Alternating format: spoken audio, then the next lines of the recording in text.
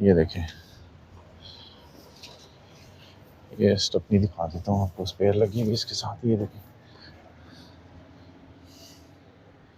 ये देख रहे हैं आप पीछे से गाड़ी यहाँ से साफ़ सुथरी है, बस उस तरफ से लेफ़्ट साइड से लगी हुई है किसी। टायर भी इसके ठीक लग रहे हैं। अंदर से देख लेते हैं एक बार। देखें जी, लग जा भाई। ये देखें, ये डोर है इसका, ये अंदर से देख लें आप। ठीक है जी, अब बस थोड़ी सी रह गई, कोशिश करते हैं कि जल्दी जल्दी इसको बुकता लें ताकि इसको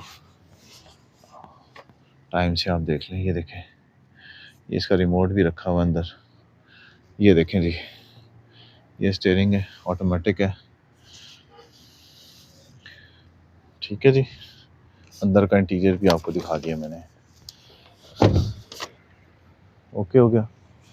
ये आपको एक दफ़ा फिर दिखा देता हूँ। लॉट नंबर 40 में डायहार्ट्सो वीगो जीप है, 2007 मॉडल। ओके हो गया।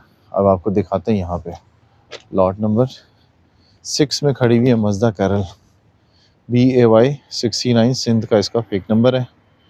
ये देखते हैं, लाइटनेस की साफ़ सुथरी हैं। ठीक है जी, ये आप देख रहे हैं।